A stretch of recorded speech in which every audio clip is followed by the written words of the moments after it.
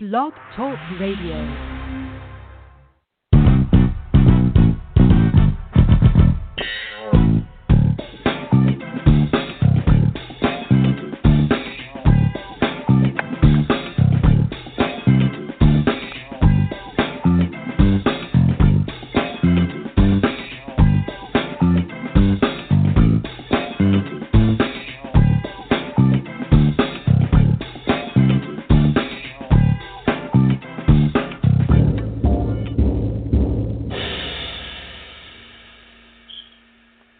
Today is Saturday, December 2nd, 2017, and this is Foxology. I am Silver Ray Fox, your host. Happy Saturday, and thanks for listening wherever you are. I appreciate you taking the time to be here with me, and I also appreciate those of you who listen to the podcast later as well.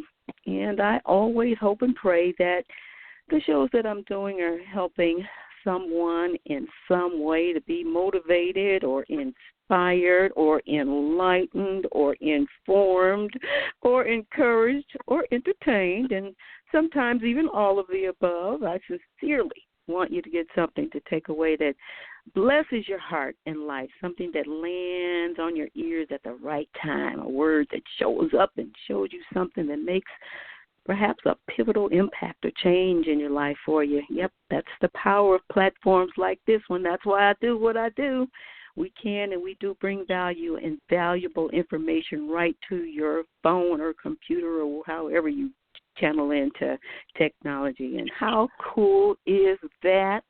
Very, very cool.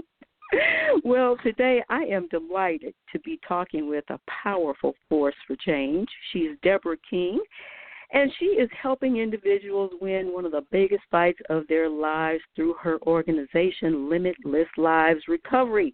And today she will tell us why she stepped into the ring and how she fought that fight and won the championship title as the Queen of Recovery. Yeah, that's right. And she's talking to me today. Welcome to Foxology, Deborah.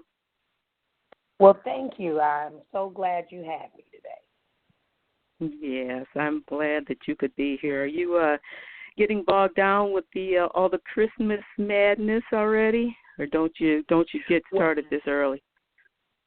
Well, I'm getting started because Christmas is my favorite time of year. I love Christmas. Yes, so many. So I enjoy the lights. Do I enjoy the movies. I just enjoy the spirit of giving. You know, and Christmas reminds us of what true giving is all about. If you can remove the monetary gift giving and go back to the basics of what Christmas really is, that's a season that should be carried on throughout the year. Oh, you are so right, and how beautifully said. I look forward to it, too, and I've got some real mainstays in my life. I can hardly ever wait to see It's a Wonderful Life. Every year for so many years, I still just enjoy it and sit there with eyes wide open like it's the very first time I've ever watched it. I just love that movie. And like you, I love all the lights and all of that stuff. My Christmas wreath is already on my door, so I'm getting there slowly but surely, too. Very good. Yeah. Well, listen, let's get started with our conversation today. You're doing awesome things, and you're helping a lot of people in a real important fight of their life. And you also know that fight, Deborah. And so what we will do, we'll go ahead and let you tell your story. I didn't mention in the intro your famous dad. I'm going to let you go ahead and mention all of that. But give us the backdrop of your life and story, and that'll lead us into some of the other questions and important parts of this topic we want to discuss. Okay, well, for me, you know, I had a storybook life, so to speak. I mean, I grew up out in the country. I had my animals. I love riding horses every day. I was a member of the band and in 4-H and the Girl Scout and the cheerleader and all the normal things that young girls do. Then I went away to boarding school in which I met some of the closest friends that I have to this day. So I went through school. I went through college. I graduated on the dean's list. I did everything that a child could be expected to do by a parent. And then I went astray. So for me, drug addiction started after 40, which, I'm not going to sit here and say that I never dibbled and dabbled in all kinds of drugs as a college student and a teenager, because I did, but it didn't have the same effect on me. So as I got older, it was relationship-based. And for me, it was finding out what was more important to this guy than me. So I began to partake with him. And in doing so, I walk into the store one day, and I see the headlines of the National Enquirer, and it says, Don King's heartbreak, daughter smokes crack. And I was like, wow, they're talking about me. And I start to laugh, and the man behind the counter says, well, you're a celebrity. Could you step behind the counter and sign my wall? And I did. And I'm like, they want to make me embarrassed out loud. I got to learn how to recover out loud. So from that moment on, I went through every possible means of education for myself. I put myself through rehab. I left rehab, went to another rehab just to make sure I hadn't missed anything from the first one. And I stayed so long to the point where they thought I worked there. And they began to ask me would I tell you the truth. I was there so long, and they started asking me to welcome in the new patients. And I was like, maybe it's time to go home. Mind you, I only lived 15 minutes from the rehab. I could have went home. But I stayed there with them. And it was a true learning experience. So from there, I said, I'm one of the lucky ones. And I have to be able to give back. So I went back to school at 50 years old and got a master's degree in mental health counseling, because I wanted to understand every facet of the disease of addiction, because we don't wake up and say, well, we want to be a drug addict today. There's always an underlying issue: bipolar, schizophrenia, anxiety, depression, trauma, abuse, domestic violence, something that you're trying to cover up, numb, erase, or eliminate out of your mind. And the brain is such a powerful tool. You can run, but you can never get away from it. Your thoughts go with you everywhere you go. So you continue to stuff until it overwhelms you, and, your body has to shut down. So you have to make that choice, and I needed to know everything I could in order to help people. As an African-American female, I understood immediately that one of the biggest disadvantages that African-American or minority families face is they don't want to deal with the concept of a mental illness. You say that word and that label, and it spooks them, and that's not talked about, pushed under the rug. They don't have a problem, they're just bad, or this, that, and the third, instead of examining the problem. And by not doing that, and then by teaching us that we're not supposed to talk about that and we don't have those kind of issues, it escalates the abuse of any mood-altering narcotic to use to numb the pain. And if we would just learn to face things head on, we could eliminate half of the problems that we go through. I agree with you totally.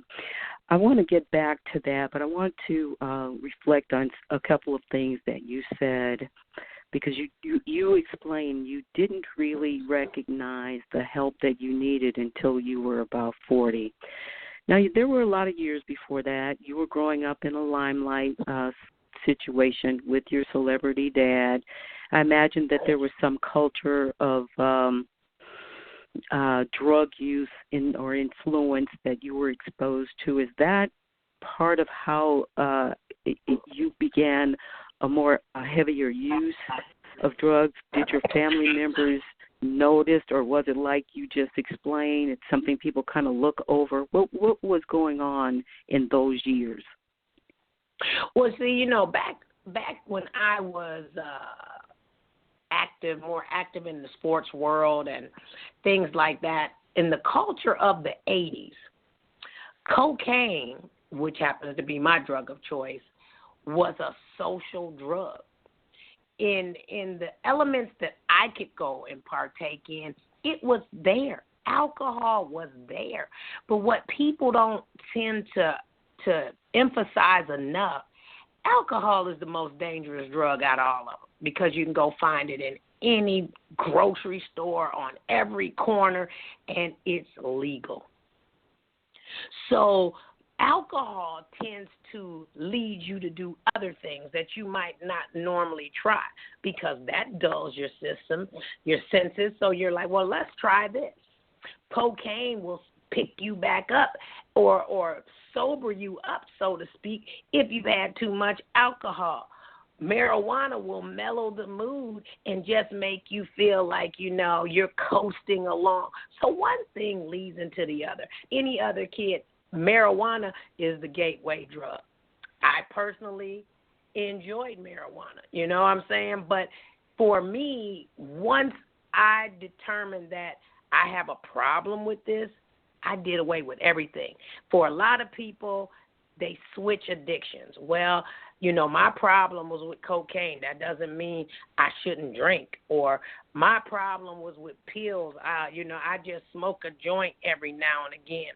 To me, that's not being sober. That's being dry.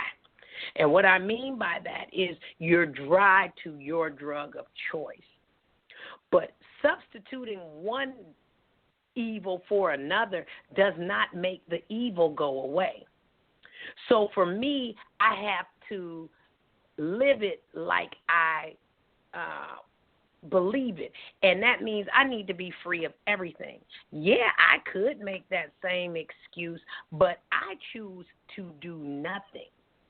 So I have no vices. I have no substitutions or temptations. I even quit smoking cigarettes. It was hard. That was harder than quitting the drug. But it was something that could lead me back into a drug. Because if you would take a survey, most drug addicts smoke cigarettes, smoke Black and Milds. I smoke both, Black and Milds and cigarettes. They all go hand in hand because it's part of that oral fixation. You're doing something. Yeah. And so for Deborah, me, let me ask this. Yeah, go ahead and finish first. I was going to say, just for me, Cool. I saw that one thing led to another. So knowing that there's always a possibility of a relapse, if I eliminated all the temptations, I didn't have that chance to fall back on bad choices. Well, you sure had an incredible strength. I want to go back now, shift back to the mental illness component, the soul searching / discovery for yourself or awakening. Tell us how the soul searching. I think that you described your condition as depression. I imagine that most people wouldn't recognize depression as a mental illness. However, of course, we know it certainly is and can be. Talk to us about signs to look for, things that people need to do in their own soul searching that can help them. Your story is pretty incredible. How you made that determination, and you said you decided to live at the rehab for a while, probably understanding that it was meant for you to do your work there. But talk about that soul search. To hear where they need to go or how they can help someone else do the searching within themselves that needs to happen to help them have that eye-opening moment or that soul-opening moment to realize that there's help that's needed in this situation. Well, for me, the biggest problem I see and I faced was the denial of being in denial. And what I mean by that there are stages and indicators of being in denial about a problem. You might get angry. You do blaming. You rationalize. You minimize. Well, I did this, but it's not as bad as that. Just things that you do to justify in your own head that this behavior is normal and acceptable. But when you're depressed, depression carries many masks.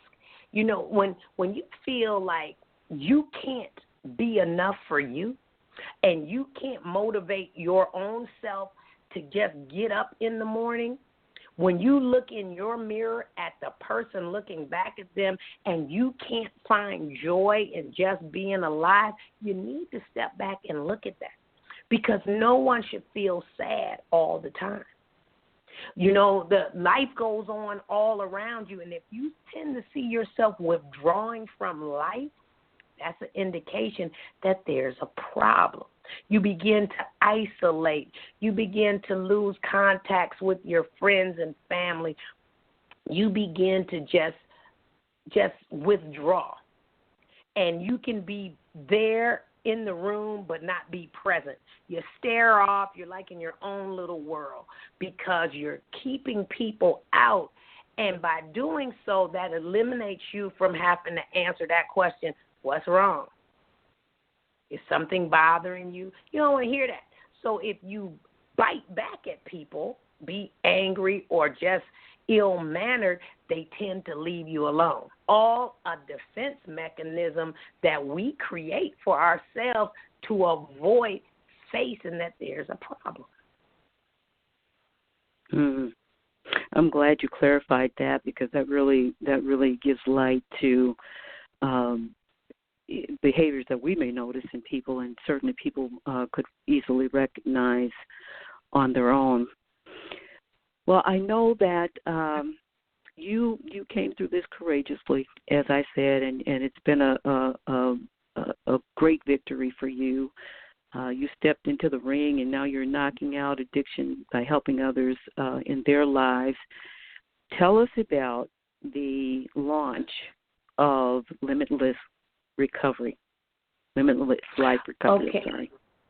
Well, for me, you know, once I decided that I wanted to go back to school and learn all I can, and understood that there are core issues that build up one's tendency to become addicted, then I had to study all the addictions. You know, drugs and alcohol is not the only addiction. So when people say you have a problem, be able to explore those problems. You know, you could have a gambling addiction, a sex addiction, a shopping addiction, an addiction to the lifestyle. There's so many. You could be addicted to caffeine. You could be addicted to nicotine. Anything that takes you outside of yourself and controls you is an addiction. So with that being said, I wanted to do something special. Everybody doesn't fit into the neat little box of going to rehab. It's not one size fits all. So when I came up with the concept of Limitless Life, I said I want to be a concierge therapist. I will bring the therapy to you. But one of the main prerequisites to work with me is total honesty and commitment. I don't play recovery. This is what I do. This is who I am, and this is how I live. So if you haven't made that choice that you really want to go through this, then don't call me, because it's not easy. And I will never say that it is, but it is possible because I'm a living example of that. So what I do in concierge therapy, I come to you, I assess you, I create a program built around whatever your needs and issues are, and then we do it day by day together. I may move in your house. We may go rent a house somewhere, but I'm the first thing you see when you wake up and the last thing you see when you go to bed. I am your new best friend, because I will never ask more of my client than I was willing to do for myself. And together we will come out of this victoriously, because you must always understand you are never alone. That's really awesome. That's really awesome. Now let me ask, how long have you been offering your services? I've been doing this probably about 4 years, and I help select a few, and the greatest reward in the world is when you see the light bulb come on in the client's eyes and they get it. And they begin to learn to love life. I tell them, I said, life is the greatest gift God can give us.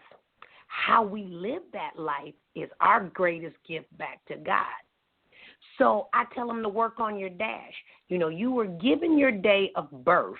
We don't yet know our end, so we need to work on that dash. How do we want to be remembered? And with saying that, the ability to help someone find their self again is rewarding. We lose some, and it's very heartbreaking. And with this opioid epidemic crisis that's going on in America and around the world right now, I feel I have to raise my voice and be the voice for those who can't fight for themselves. We have to advocate for this to end. Last year alone, 64,000 people died of a drug overdose.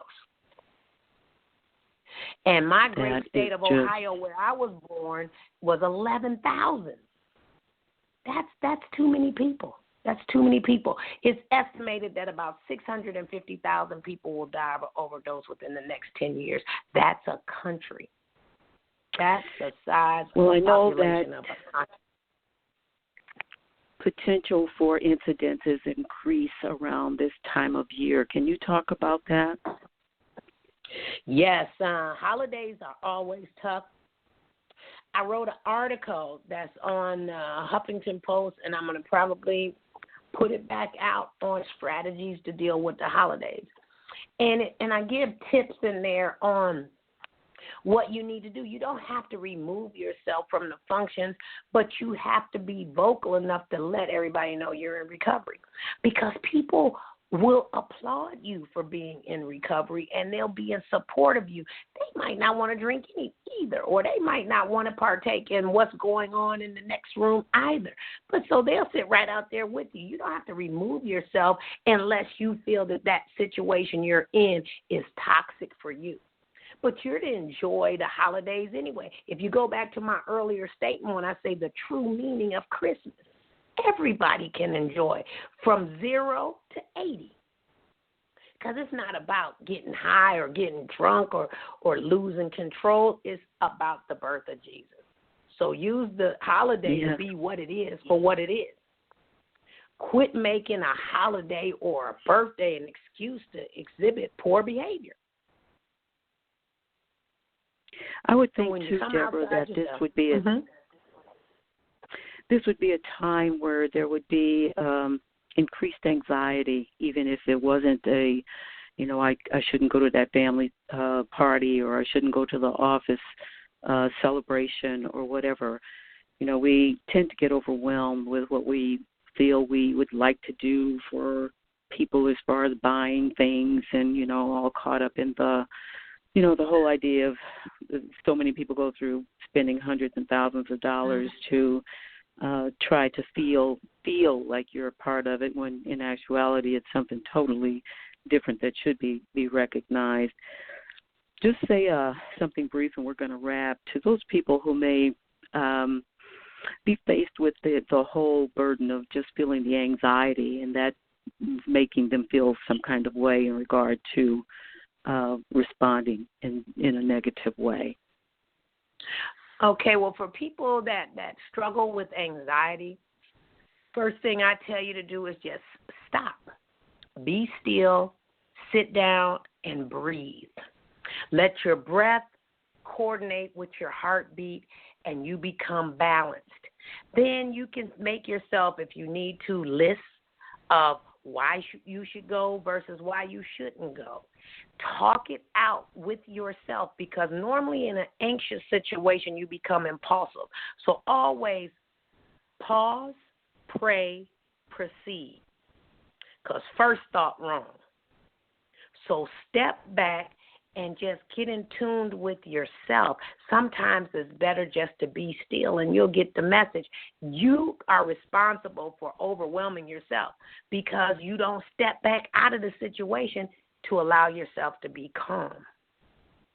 So make that choice that you come first. And just be okay with you, and the answers will come.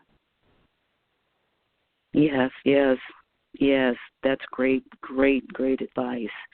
Making the right choice during those situations. Well, it has been real special talking to you, Deborah. I want to, again, thank you. Your information is very, very insightful, and I know it's going to be inspirational and very insightful for a lot of people who may need to have a little encouragement during this time, and knowing that there's some place that they can turn to get the help they need.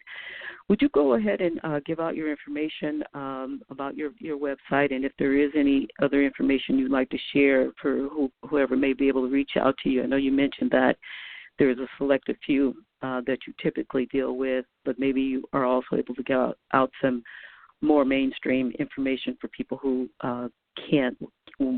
are not in your area and cannot work with you. But give out your website and any other information you would like. I do have your speaker information on my page as well, so whatever you'd like to share in that way, you could go ahead and do that right now.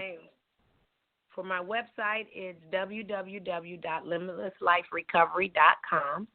You can reach me through email at limitlessliferecovery@gmail.com. I'm on social medias as I am Deborah King, Instagram and Twitter, and I am always an ear to listen. And my parting message was, please believe in yourself like I believe in you, and live happily in God's hands. Thank you so much for having me on your show today.